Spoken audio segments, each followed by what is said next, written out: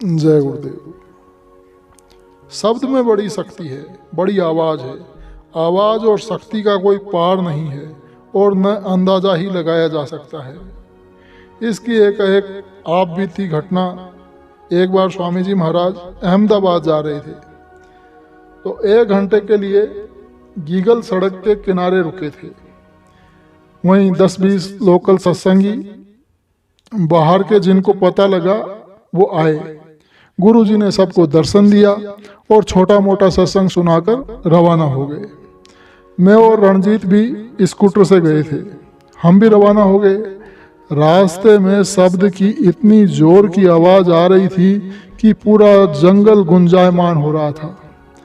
मैंने रणजीत से स्कूटर रुकवाया और पूछा कि कुछ सुनाई दे रहा है। उसने कहा कि हाँ। मैंने कहा कि स्कूटर धीरे धीरे चलाओ ताकि इसका अधिक फायदा मिल सके। हम धीरे धीरे चले।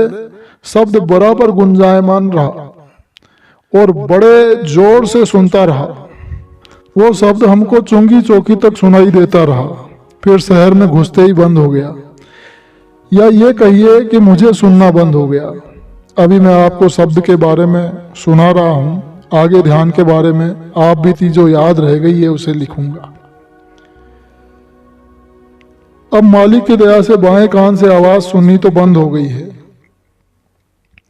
तो दाएं कान में हरदम 24 घंटे आवाज आती रहती है। उसके लिए मैंने यह और किया है कि दाएं कान में रुई ठूंस कर रखता हूं। कहीं भी बैठूं, कान की तरफ ध्यान दिया तो आवाज सुननी चालू हो जाती है। मैं समझता हूं सबको ऐसा ही होता होगा। रुई को कान में ठूंसने का घरवाली ने कई बार ऐतराज किया। मैंने कहा कि ऐसे ही रुई रखे रखता हूं, पर उसे क्या पता कि माजरा क्या है। अब यह लिख रहा हूं और बड़े प्रेम से सुन भी रहा हूं।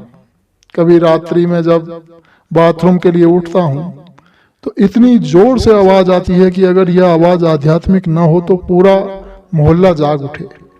लेकिन गुरुजी की असीम कृपा जिसको सुनाना चाहते हैं उसी को सुनती है, दूसरे को नहीं।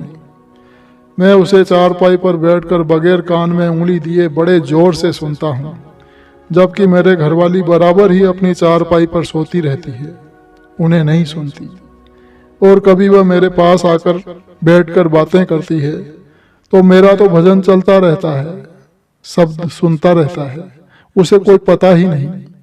यह बहुत से सत्संगियों को होता होगा जो रोजाना 5-10 मिनट भजन करते होंगे। ऐसा नहीं कि मुझे ही होता है, पर यह मैं जीते जी तो बता नहीं सकता। लिखकर इसलिए छोड़ रहा हूं कि जिनको नहीं होता है वह कोशिश करें, भजन में अधिक ध्यान देने लगें और काम बन जाए। दूसरे आप ये मिसाल दे सकें कि शब्द और तीसरा नेत्र आज भी बिना किसी योग और बिना शरीर को कष्ट दिए मिलता है, क्योंकि आप अपनी बात तो बता नहीं सकते हैं और जिन्हें प्राप्त है उनकी बात आप बता सकते हैं। जय गुरुदेव।